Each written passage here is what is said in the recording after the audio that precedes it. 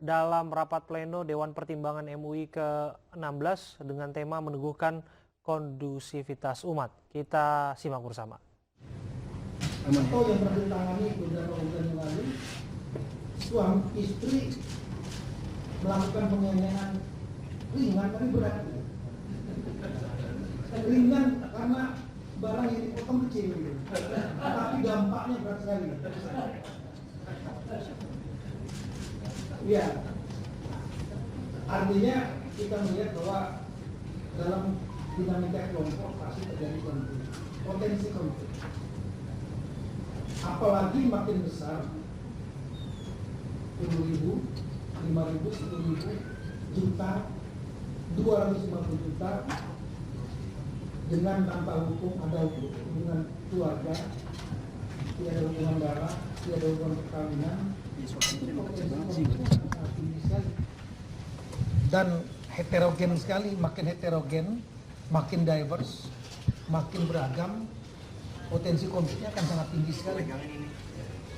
Sehingga keberagaman ini yang di satu sisi oleh para pendiri bangsa ini mulai tahun 28 menyatakan satu tanah air, bangsa dan bahasa, kemudian mendeklarasikan kemerdekaan kita, menyatukan dalam satu negara di bawah ideologi Pancasila. Itu juga tarik menarik saat itu, ditentang lagi dan pemberontakan yang berbau ideologi, yang berbau etnisitas kedaerahan. Ini itu terjadi, sehingga keberagaman ini, kalau kita lihat gambar ini adalah satu kekayaan. Memang kita begitu bangga kalau kita melihat tahun kemarin saya melaksanakan mengundang menjadi tuan rumah Interpol, konferensi Interpol seluruh dunia. Ada 190 lebih anggota Interpol seluruh dunia, tapi yang hadir kemarin rekor di Bali itu 167 negara. Dalam sejarah Interpol itulah yang terbanyak. Dan begitu kita tampilkan acara penutupnya di yang ada Garuda Wisnu Kencana, settingnya kan luar biasa, lampunya bagus itu dengan tebing-tebing yang dipotong-potong seperti kotak-kotak, seperti kalau bapak ibu-ibu pernah ke Petra di Jordan, itu dimirip setting kayak gitu. Indahnya luar biasa. Kemudian kita buat tampilan tarian dari Sabang sampai Merauke dengan budayanya. Betapa bangganya kita rasanya menjadi bangsa Indonesia dibandingkan dengan satu negara, katakanlah negara Palau gitu, atau negara Brunei yang begitu ditampilkan budaya cuma satu aja, budaya Melayu gitu kan. Nggak punya mereka tarian-tarian yang sehebat di Indonesia. Atau pernah saya, mohon maaf nih Prof, saya waktu sekolah di Inggris, saya tanya, apa ya tarian tradisional sini dengan polosnya? Mereka bingung, tarian apa maksudnya? Nah, tarian tradisional untuk daerah ini. Nggak ada gitu. Makanan tradisionalnya ada nggak? Kalau kami macam-macam, ada rendang ini gini-gini. Dia bilang bingung lagi. Apa ya? Oh, fish and chips kata gitu. Fish and chip, ikan sama kentang itu. Wah, kalau itu kita juga banyak sebenarnya. Nah, ini hebatnya Indonesia. Satu sisi kekayaan, tapi kalau dari teori manajemen konflik, justru perbedaan ini bisa menjadi pemecah. Nah, saya melihat bahwa apa saja yang mungkin bisa memecahkan persatuan bangsa kita di saat ini. 71 tahun kita masih bersatu dalam satu bangsa. Kita merasa beruntung dibanding mungkin Yugoslavia, sama-sama negara yang lahir setelah Perang Dunia Kedua, sudah berantakan menjadi negara-negara Kroasia, Serbia, Bosnia, Herzegovina, dan lain-lain. Negara Slovakia pecah, Ceko dan Slovakia. Belum lagi negara yang superpower Soviet pecah menjadi negara-negara, Rusia negara-negara kecil. Orang terkagum-kagum di luar. Kita di dalam mungkin nggak merasa, kok bisa bangsa ini, Indonesia ini masih bersatu, padahal beragamnya luar biasa. Nah, saya melihat bahwa tantangan kita yang utama dari dalam negeri. Dalam negeri ketimpangan antara kaya dan miskin itu adalah menjadi sumber yang paling utama menurut saya, yang bisa memecah bangsa ini. Kita melihat bahwa negara Singapura misalnya yang baru merdeka tahun 67, dia mampu untuk meningkatkan kesejahteraan rakyatnya, dan itu ditandai dengan besarnya kelas menengah. Jadi kalau kita lihat demografinya, dia menjadi dua piramida yang terbalik, di mana kecil high class-nya, kecil low class-nya, besar middle class-nya. Kita tidak pernah mendengar di Singapura ada kelompok yang ingin merdeka. Padahal pemilik tanah itu bukan orang China, tapi adalah orang Melayu. Tapi orang Melayu tidak pernah berteriak merdeka di sana. Yang menguasai China. Yang lain mungkin kita lihat di New Zealand, negara yang pemilik tanahnya lah warga Maori, kemudian dikuasai oleh Inggris, perang satu sama lain nggak ada yang kalah, akhirnya membuat perjanjian namanya Treaty of Waitangi di utara Pulau Auckland, di antara Auckland Pulau Utara, dan Maori tidak pernah menyatakan ada bahasa ingin merdeka karena mereka merasa nyaman. Yang lebih ekstrim saya kira bagaimana ras itu bukan problem adalah ketika kasus Hong Kong tahun 1796. Hong Kong disewa, dipinjam oleh Inggris setelah mereka mundur dari Perang Candu. Kemudian hanya gunung, tanah, pulau yang batu karang, tapi berhasil dikembangkan oleh Inggris menjadi pusat ekonomi dunia dan menjadi lebih sejahtera dibanding mainland, China mainland. Dan kemudian begitu diserahkan 1996, penduduk Hong Kong semua demo tidak ingin dikembalikan ke mainland, ingin tetap di bawah Inggris yang notabene ras yang berbeda.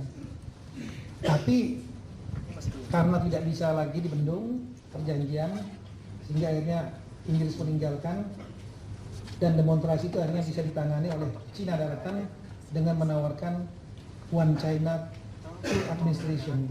Jadi administrasi tetap seperti di bawah Inggris. Nah, saya melihat bahwa problema masalah gap antara yang kaya dan miskin, yang indikatornya bisa kita lihat dengan namanya indikator angka Gini rasio, itu masih cukup tinggi di Indonesia. Kita melihat bahwa sistem demografi kita masih piramida, sedikit high class, berkembangnya middle class, tapi belum dominan, tapi masih didominasi oleh low class, yang ditandai dengan masih banyaknya masyarakat yang low educated di daerah-daerah. Di perkotaan pun masih banyak masyarakat yang miskin di bawah kolong, masih banyak masyarakat yang hak-haknya belum terpenuhi sebagai warga negara.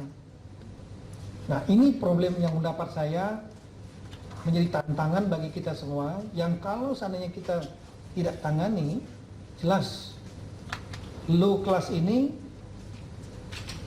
mereka akan bisa bereaksi, apalagi kalau low class-nya adalah masyarakat pribumi.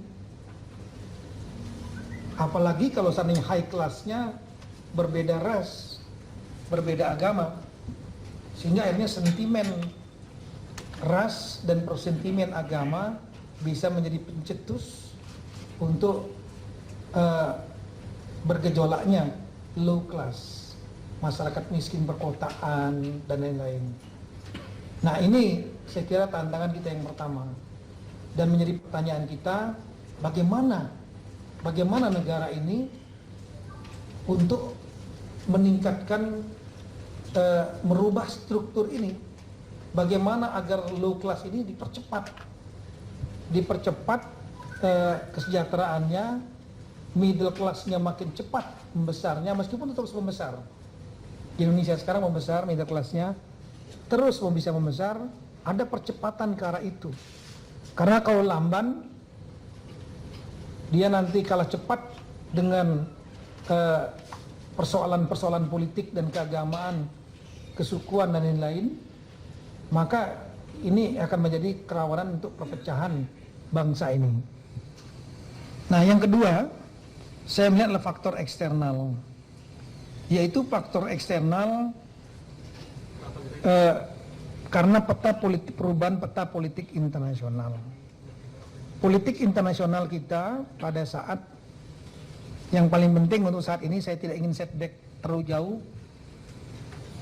Di dalam konteks Perang Dingin 45-92, dunia dikuasai oleh dua kutub besar, yaitu kutub barat, Amerika dan sekutunya dengan paham demokrasi liberal, dan kemudian yang kedua adalah kutub timur, Rusia, Soviet dan Cina dengan paham komunismenya. Nah, kita melihat bahwa dalam teori politik internasional, dunia adalah anarki. Anarki artinya ada ketidakteraturan karena ada actionnya satu single authority yang mengatur dunia. Tidak ada single authority, otoritas tunggal yang mengatur dunia seperti pada konsep negara bangsa, nation state. Dalam konsep nation state ada penguasa, figur penguasanya. Indonesia misalnya presiden,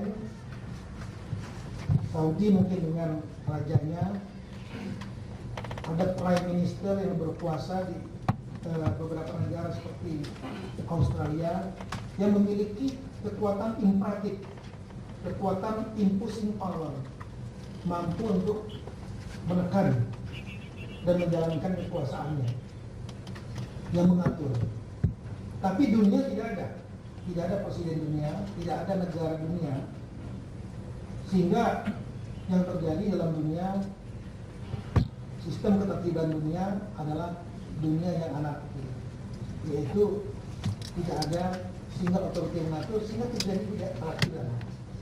Ketidakteraturan di dunia ini membuat terjadinya secara alami terjadinya hukum rimba, yaitu siapa yang kuat dia yang menang.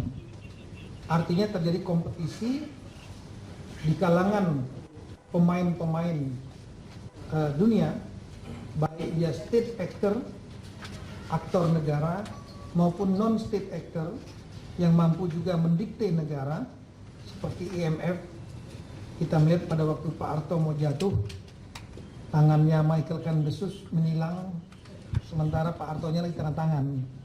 Kita melihat bagaimana sekarang juga, misalnya kemarin sebelum selesai PSSI yang sekarang dipegang oleh Pak Edi Rahmayadi, sebelum itu terjadi kita lihat bagaimana kuatnya peran daripada non-state actor, yaitu FIFA tidak mengenal otoritas bola itu pada negara, tapi pada PSSI, ya, yang dipegang oleh Lanyala.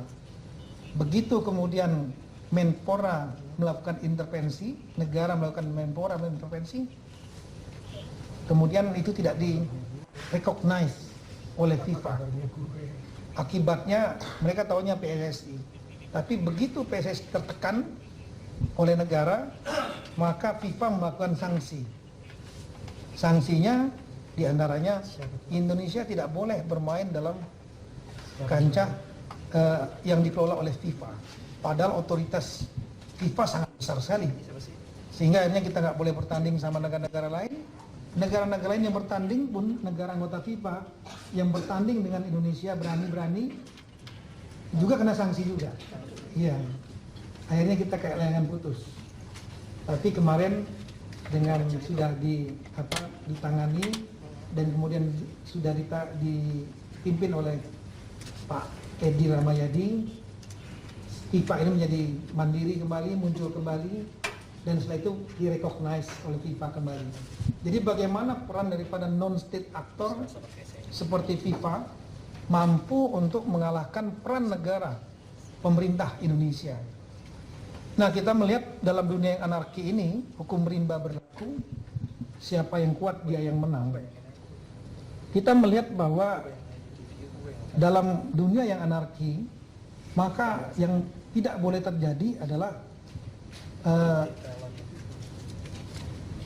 terjadinya monopolar, yaitu satu kutub saja, satu kekuatan dunia yang mendominasi atau memegang hegemoni. Kalau itu terjadi, maka dunia akan didikte oleh satu kekuatan tunggal itu, dan kekuatan lain tidak mampu menentangnya, melawan agenda-agenda itu. Kita melihat setelah tahun 92, runtuhnya Soviet, runtuhnya komunisme, di satu sisi mungkin bagi yang anti komunisme menguntungkan, tapi bagi dunia-dunia ketiga, termasuk non-blok, itu membuat negara-negara non-blok menjadi mudah tertekan. Tidak ada lagi tempat mengadu. 99 kita mengalami pil pahit yang sampai sekarang mungkin nggak banyak orang anggap itu dah sejarah masa lalu. Jatuhnya lepasnya Timur karena tekanan dari Barat dan kita nggak ada tempat ngadu lagi. Akhirnya lepas hanya dengan satu resolusi, nggak usah perang, cukup satu resolusi PBB, referendum, selesai. Nah, kita melihat periode 92 sampai 2001, peta politik dunia terjadi monopolar yang dikuasai oleh Amerika, dan Amerika mulai kemudian memasukkan agenda-agendanya ke seluruh dunia, diantaranya dengan paham demokrasi liberalnya. 98 tidak perlu lama-lama kita nunggu, kalau Saddam Hussein lumayan cukup lama pertahannya. Presiden Libya Muammar Gaddafi lebih lama lagi.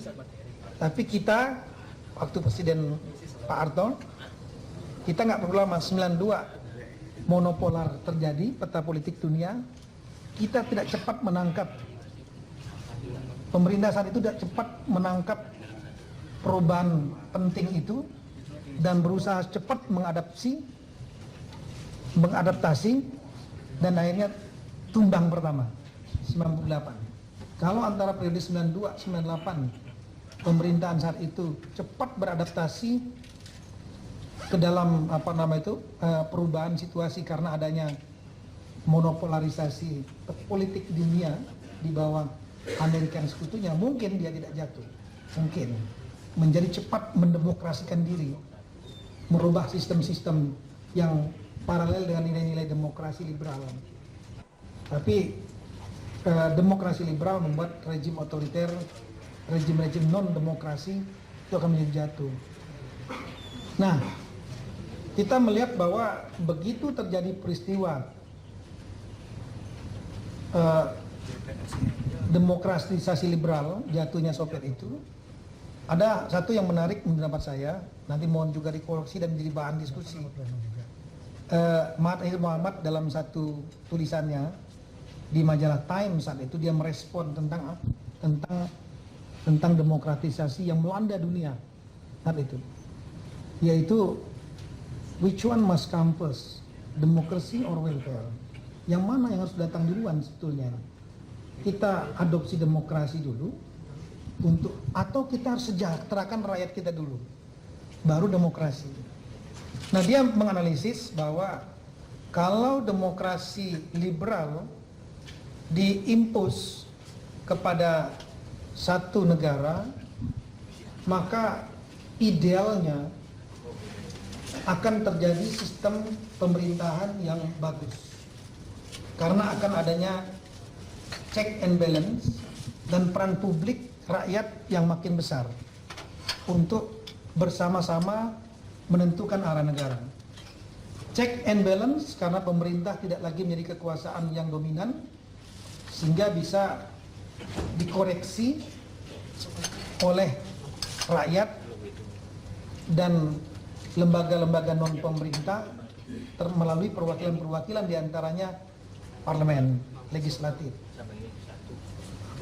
Setelah terjadinya sistem pemerintahan yang baik, maka pemerintahan akan berjalan dengan stabil, dan setelah stabil, pembangunan akan berjalan, menghasilkan income, dan income ini menaikkan kesejahteraan rakyat, dan rakyat yang menjadi tujuan akhir dari terbentuknya negara yang menurut filsuf Prancis Jean-Jacques Rousseau dalam teori kontrak sosialnya, negara dihadirkan untuk menaikkan, untuk bertujuan untuk mensejahterakan.